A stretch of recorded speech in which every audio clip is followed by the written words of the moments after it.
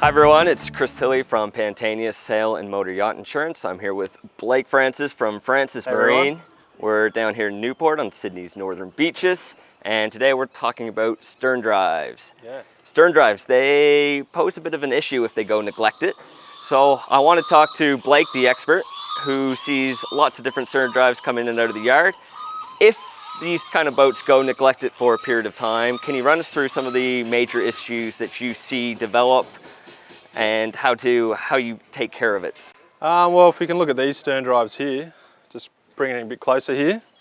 Normally around the bellows is your first point of call with oysters. Usually a boat left in the water, stern drive boat around Pittwater, Sydney Harbour where there's a lot of salt water flow. A lot of oysters growing in around here, cut in bellows, and really once the bellows are cut, water inside there gets into the universal shaft. Universal shaft is only steel. It'll rust up straight away. The components will seize together, potentially destroying the back of the boat if they were to let go. And aside from that, the components are quite expensive. So, for the price of having a boat lifted, at least inspected every 6 months, just to clean in and around here, stern drive anti-foul is aluminium anti-foul. It doesn't particularly work all that well, being it's not copper base, and the growth grows really quickly. Other than that, in and around these seals here, growth, maybe fishing line on the propeller shaft seals, maybe the anodes aren't working correctly, possibly a bonding issue inside the boat. Checking steering pins, your trim and tilt system.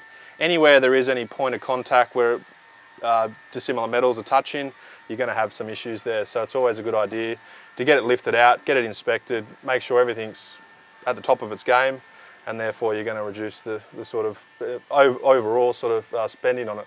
So obviously these boats need to come out of the water a bit more often than a boat with a shaft drive. Can you explain the reason why that is and why these boats need particularly a bit more maintenance? Well, over a shaft drive boat or a boat where it's mechanical components are inside the vessel which aren't contacting salt water, being that these are made of aluminium, they are a pricey component.